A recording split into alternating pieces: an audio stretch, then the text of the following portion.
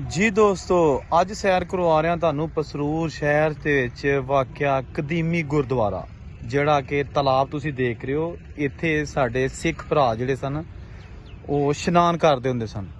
ਗੋ ਕਿ ਤਲਾਬ ਤੇ ਮੌਜੂਦ ਹੈ, ਲੇਕਿਨ ਇਹਦੀ ਹਾਲਤ ਬਹੁਤ ਹੱਦ ਤੱਕ ਖਰਾਬ ਹੋ ਚੁੱਕੀ ਹੈ। ਇਹ ਸੀੜੀਆਂ ਬਣੀਆਂ ਨੇ, ਜੈਸਾ ਕਿ ਤੁਸੀਂ ਦੇਖ ਸਕਦੇ ਹੋ। ਇਹ ਸੀੜੀਆਂ ਨੇ, ਇਹ ਦੇਖ ਲਓ। ਤੇ ਇੱਥੇ ਜਨਾਬ ਬਹੁਤ ਵੱਡਾ ਗੁਰਦੁਆਰਾ ਸੀ, ਜਿਹਨੂੰ ਕਿਹਾ ਜਾਂਦਾ ਸੀ ਗੁਰਦੁਆਰਾ ਸ਼੍ਰੀ ਪਹਿਲੀ ਪਾਤਸ਼ਾਹੀ।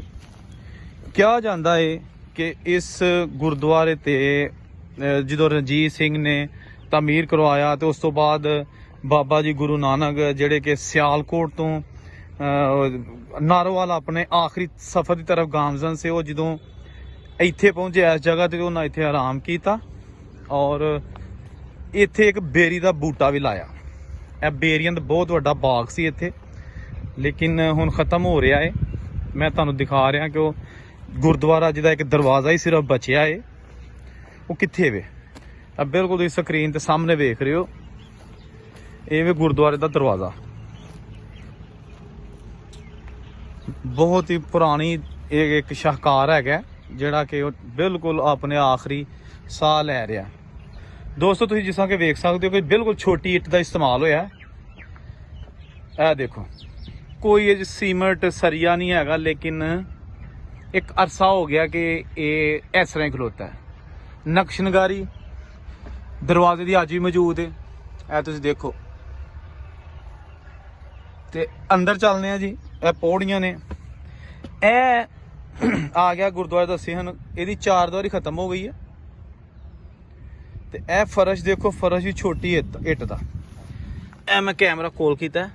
ਇਹ ਦੇਖੋ, ਇਹ ਫਰਸ਼ ਹੈ ਜਿਹੜਾ ਗੁਰਦੁਆਰੇ ਦੇ ਅੰਦਰ ਉਦੋਂ ਪਾਇਆ ਗਿਆ ਸੀ, ਅੱਜ ਵੀ ਮੌਜੂਦ ਹੈ। ਤੇ ਇਹ ਉਹ ਬੇਰੀ ਹੈ, ਇੱਥੇ ਬੇਰੀ ਲਾਈ ਸੀ ਬਾਬਾ ਜੀ ਗੁਰੂ ਨਾਨਕ ਸਾਹਿਬ ਨੇ। ਉਹ ਬੇਰੀ ਟੁੱਟ ਗਈ ਤੇ ਉਸ ਤੋਂ ਬਾਅਦ ਜਿਹੜਾ, ਕਿਉਂਕਿ ਬੜੀ ਪੁਰਾਣੀ ਗੱਲ ਹੈ, ਕਈ ਸੌ ਸਾਲ ਪੁਰਾਣੀ ਹੈ, ਇੱਥੋਂ ਬੇਰੀ ਗਈ ਟੁੱਟ ਤੇ ਹੁਣ ਇਹ ਫੇਰ ਪੁੰਗਰੀ ਹੈ। ਜੀ ਦੋਸਤੋ, ਇਹ ਬਾਬਾ ਜੀ ਗੁਰੂ ਨਾਨਕ ਨੇ ਆਪਣੇ ਹੱਥਾਂ ਨਾਲ ਬੇਰੀ ਲਾਈ ਸੀ ਤੇ ਇਹ ਉਹ ਪੁੰਗਰ ਦੀ ਹੈ ਪਈ ਫੇਰ। ਤੇ ਇਹ ਗੁਰਦੁਆਰੇ ਦੀਆਂ ਕੰਧਾਂ ਜਿਹੜੀਆਂ ਬਚੀਆਂ ਨੇ, ਤੇ ਉਹ ਪਿੱਛੇ ਦਰਵਾਜ਼ਾ, ਇਹ ਦਰਵਾਜ਼ਾ ਨਜ਼ਰ ਆ ਰਿਹਾ। ਇਹ ਕੰਧਾਂ ਤੇ ਇੱਕ ਇਹ ਕੋਨਾ ਇਹਦਾ, ਉਹਦੇ ਕੋਲ ਚੱਲਦੇ ਆ। ਉਹ ਵੀ ਟੁੱਟ ਫੁੱਟ ਦਾ ਸ਼ਿਕਾਰ ਹੈ। ਇਹ ਦੇਖੋ ਤੁਸੀਂ, ਇਹ ਦੇਖੋ ਜਨਾਬ, ਇਹ ਆ ਗਿਆ ਉਹਦੀ ਇੱਕ ਪਿੱਲਰ ਜਿਹਾ ਸੀ, ਉਹਦੇ ਅੰਦਰੋਂ ਵੀ ਹਾਲਤ ਜਿਹੜੀ ਨਾ ਉਹ ਤੁਹਾਨੂੰ ਵਿਖਾ ਦਿੰਦੇ ਆ। ਬਿਲਕੁਲ ਮਖਦੂਸ਼।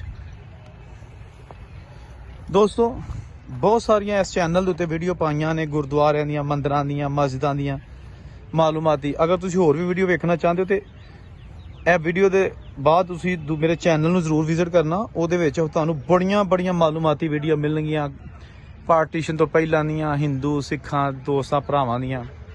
ਤੇ ਇਹ ਉਹ ਦਰਵਾਜ਼ਾ ਹੈ। ਤੇ ਇਹ ਜਨਾਬ ਬੇਰੀਆਂ ਦਾ ਬਾਗ ਇੱਥੇ ਹੁੰਦਾ ਸੀ। ਗੋ ਕਿ ਅੱਜ ਕੱਲ੍ਹ ਬੇਰੀਆਂ ਦਾ ਬਾਗ ਨਹੀਂ, ਬਸ ਡੰਗਰ ਹੀ ਨਜ਼ਰ ਆਉਣਗੇ ਤੁਹਾਨੂੰ।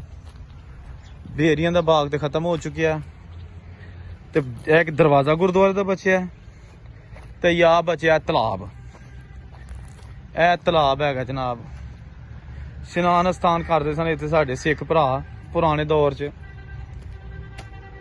ਇਹ ਜਨਾਬ ਉਹਦਾ ਪਾਣੀ ਵਿੱਚ ਹਲੇ ਵੀ ਮੌਜੂਦ ਹੈ। ਤੇ ਇਹ ਗੁਰਦੁਆਰੇ ਦਾ ਇੱਕ ਹੋਰ ਦੀਦਾਰ ਕਰ ਲਓ ਜੀ। ਸਾਡੇ ਜਿਹੜੇ ਸਰਦਾਰ ਭਰਾ ਨੇ ਪੂਰੀ ਦੁਨੀਆ 'ਚ ਰਹਿ ਰਹੇ ਨੇ, ਕਿ ਪਸਰੂਰ ਸ਼ਹਿਰ ਦਾ ਖਲੋਤਾ ਗੁਰਦੁਆਰਾ, ਅਗਰ ਇਹਦੇ ਤੇ ਕੁਛ ਭਾਈ ਤਾਵਨ ਕਰਨ ਤੇ ਇਹਨੂੰ ਫਿਰ ਇਹਦੀ ਅਸਲੀ ਹਾਲਤ 'ਚ ਬਹਾਲ ਕੀਤਾ ਜਾ ਸਕਦਾ। ਸਾਡੇ ਜਿਹੜੇ ਦੋਸਤ ਬਾਹਰ ਰਹਿੰਦੇ ਨੇ, ਉਹ ਅਗਰ ਕਹਿਣ ਤੇ ਹਕੂਮਤਾਂ ਦੇ ਪੈ ਹੀ ਨਹੀਂ ਸਕਦਾ। ਇਹ ਹਕੂਮਤਾਂ ਦੇ ਪਾਉਣ ਦੀ ਲੋੜ ਹੀ ਨਹੀਂ, ਇਹ ਵੈਸੇ ਠੀਕ ਹੋ ਜਾਏਗਾ ਆਪਣੇ ਆਪ ਹੀ। ਜਿਹੜਾ ਨਾ ਇਹਨੂੰ ਆਪਣੀ ਦਾਬਤੇਦਾਦ ਕਰਕੇ ਤੇ ਬਾਬਾ ਜੀ ਗੁਰੂ ਨਾਨਕ ਦੀ ਆਖਰੀ ਆਰਾਮਗਾਹ ਤੋਂ ਪਹਿਲਾਂ ਜਿਹੜਾ ਉਹਨਾਂ ਸਫ਼ਰ ਜਿਹੜਾ ਆਰਾਮ ਕੀਤਾ ਸੀ, ਇੱਥੇ ਕੀਤਾ ਸੀ। ਨਾਰੋਵਾਲ, ਸ਼ਕਰਗੜ੍ਹ, ਕਰਤਾਰਪੁਰ ਜਾਂਦਿਆਂ ਹੋਇਆਂ ਉਹ ਬਾਬਾ ਜੀ ਇੱਥੇ ਬਹਿ ਕੇ ਗਏ ਸਨ। ਬੜੀ ਇੱਕ ਅੱਛੀ ਜਗ੍ਹਾ ਹੈ। ਇੱਥੋਂ ਪਸਰੂਰ ਸਿਆਲਕੋਟ ਰੋਡ ਅੱਗੋਂ ਦੀ ਲੰਘਦਾ ਹੈ। ਤਰੀਖੀ ਪਸਰੂਰ ਤੋਂ ਜਿਹੜਾ ਸਿਆਲਕੋਟ ਰੋਡ ਹੈ ਤੇ ਪਸਰੂਰ ਤੋਂ ਜਿਹੜਾ ਨਾਰੋਵਾਲ ਨੂੰ ਰੋਡ ਜਾਂਦਾ, ਉਹ ਬਿਲਕੁਲ ਇਹਦੇ ਨਾਲ ਹੈ। ਲੇਕਿਨ ਹੁਣ ਗੋਏ ਸ਼ੋਏ ਇੱਥੇ ਪਏ ਨੇ, ਕੀ ਕਰ ਸਕਦੇ ਆ। ਆਪਣਾ ਖਿਆਲ ਰੱਖਣਾ ਤੇ ਚੈਨਲ ਨੂੰ ਜ਼ਰੂਰ ਸਬਸਕ੍ਰਾਈਬ ਕਰ ਲੈਣਾ। ਰੱਬ ਰਾਖਾ।